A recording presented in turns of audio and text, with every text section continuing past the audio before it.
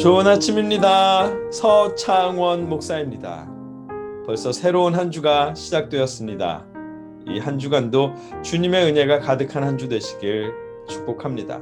오늘 이 아침에 우리가 함께 읽고 나눌 하나님의 말씀은 마태복음 10장 5절로 8절까지의 말씀입니다. 제가 읽어드리겠습니다.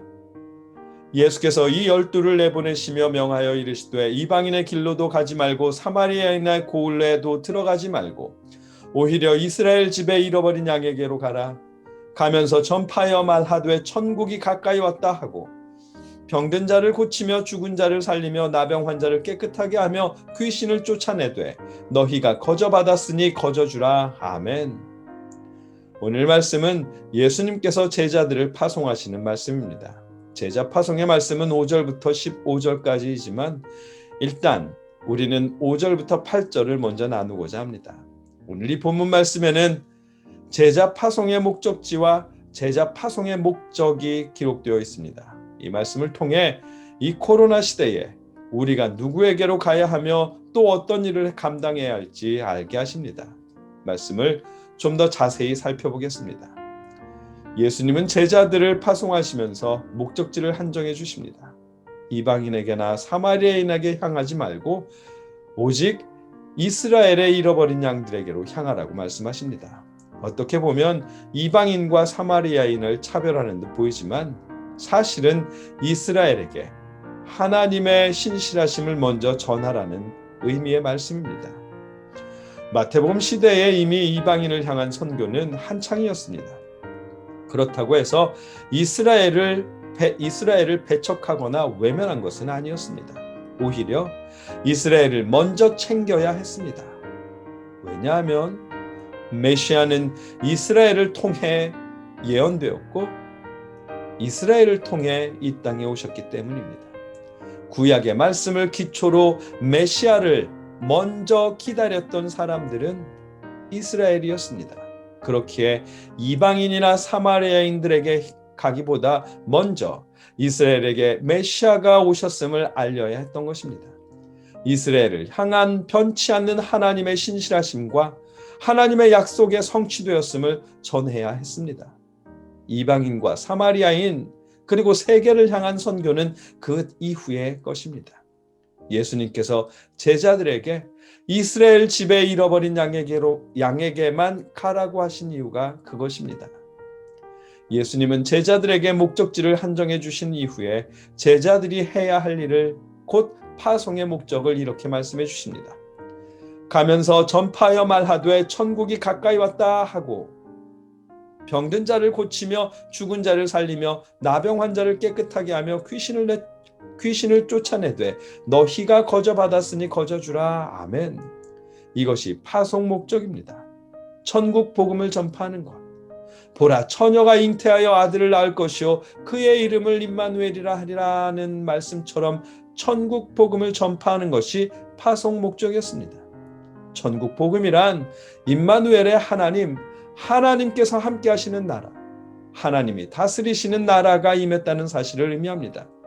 예수님은 하나님을 향해 있는 듯하지만 실상은 회칠한 무덤과 같은 바리새인들에게 또 세상의 고난과 환난, 어려움으로 인해 삶의 목적을 잃어버린 하나님의 어린 양들에게 임마누엘의 하나님 곧 천국 복음을 전하라 말씀하신 것입니다. 그들의 시선과 그들의 마음이 함께 하시는 하나님을 향하도록 인도하라고 제자들을 파송하셨습니다. 하나님을 향한 마음을 잃어버린 이스라엘 모두에게 임마누엘의 하나님을 전하며 하나님을 향하도록 하는 것, 그것이 제자들의 파송 목적이었습니다. 이처럼 오늘 본문에서 주님은 제자들을 파송하시며 가야 할 곳과 해야 할 일을 말씀해 주십니다. 주님의 이 말씀은 지금 이 시대 우리에게도 이어지고 있습니다. 우리가 이 시대에 잃어버린 양들을 향해 발걸음을 옮겨야 합니다. 잃어버린 양은 교회를 안 다니는 사람들이나 혹은 교회를 떠난 사람만을 의미하는 것은 아닙니다. 시선이, 마음이 하나님을 향하지 않으면 그가 곧 잃어버린 양입니다. 목사인 제가 하나님을 향하지 않고 인기를 얻는 것에, 유명해지는 것에 집중한다면 목사일지라도 그 순간 제가 곧 잃어버린 양이 되는 것입니다. 장로님이나 집사님이나 청년부 회장일지라도 시선이, 그 마음이 하나님을 향하지 않는다면 잃어버린 양이 되는 것입니다.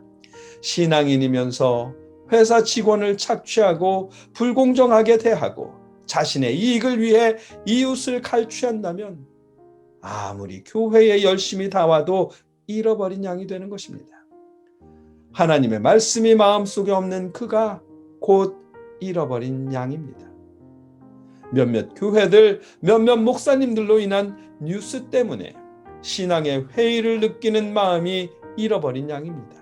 그들의 눈을 다시 하나님께로 향하게 하는 것, 그것이 지금 이 시대에 주님의 제자들인 저와 여러분이 해야 할 일입니다.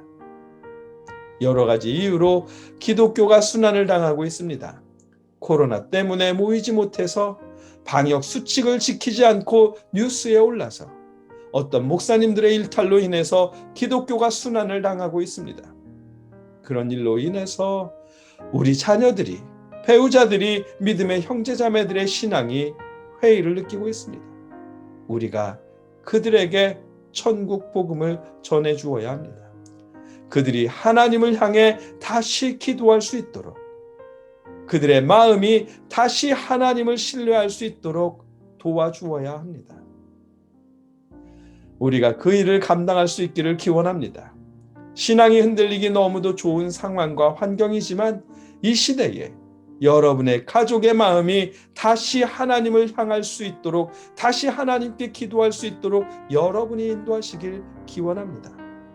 나라의 핍박이냐 교회의 잘못이냐를 따지기 전에 하나님을 향하지 않는 시선이 다시 하나님께로 향할 수 있도록 저와 여러분이 기도하고 노력하고 그들에게 권면할 수 있기를 주님의 이름으로 축복합니다. 함께 기도하겠습니다.